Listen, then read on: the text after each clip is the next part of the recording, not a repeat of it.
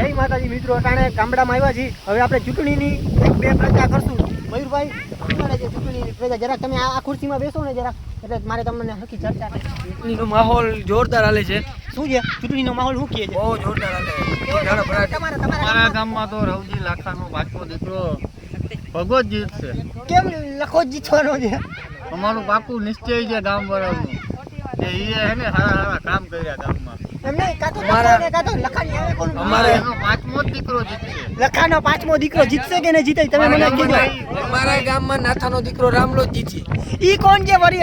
અમને દિલ્હી દારૂ સપ્લાય કરે. શાક સપ્લાય ખવડાવે. ખવડાવે છે. તમે શેનું શાક અમે ખાવાનું? તો એને મત દઈને જીતાડશું. તમે હું ટમેટાનું શાક? ના ના ના, અમે તમારે મટન મારાથી ન બોલાય.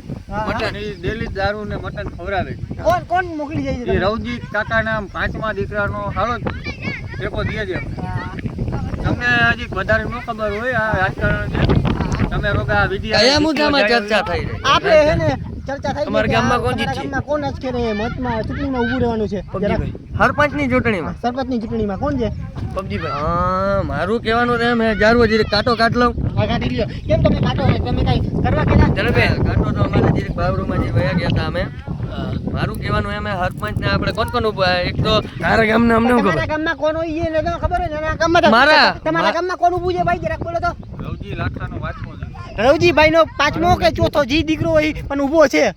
કયો ભાઈ?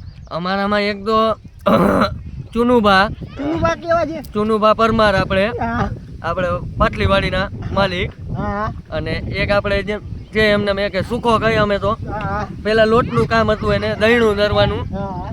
ભડકું ધરતો એનો ભડકું ધરતો ઈ તો ગામ તો પેલા છાણા થાપતો અને બધું કરતો ઈ તો, પણ ઈ નીચેથી ઉપર આવ્યો છે એટલે મને સુકા ઉપર ડાઉટ છે, પણ મારો મત તો ચુનુભાને જ જવાનો ઈ ફાઇનલ છે કેમ મારો. તમે ચુનુભા વિશે એવું કરવા ચુનુભા હારે અમારે જીરીક જૂનો સંબંધ છે. અમે એની વાડીએ 2-3 વાર મુરગી મટન ખાયેલા છી, એટલે આપણે નમકનો વાડી આપણે બોર તોડવા જતા એની. બોર તોડેલા છે, અમારા છોકરા ત્યાં જયેલા છે.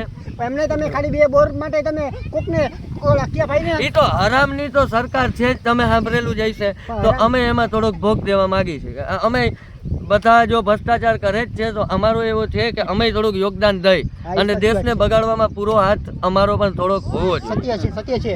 તમારા ગામમાં કોઈ મતમાં ઊભું રહેવાનું છે? એના ગામમાં ચૂંટણી નથી થતી. મને પૂછો તમે આના ગામની વાત. કેમ એના ગામમાં ચૂંટણી નથી થતી? એના ગામમાં પહેલા એકવાર ચૂંટણી થઈ હતી, બે કૂતરા વચ્ચે, હા ડાભુરિયો ને ચટાપટા વાળો. જો એના ગામમાં તો કઈ ચૂંટણી થતી નથી, કેમ કે એ ગામ અલગ છે જરાક. એટલે હવે આપણે વાત થઈ જાય બીજે. હવે આપણા ગામમાં કઈ ચૂંટણી થાય કઈ ન થાય એ આપણે પૃથ્વીભાઈ, તમારા ગામમાં તો બરાબર જ છે ને? રાધાભાઈ કોણ આવશે?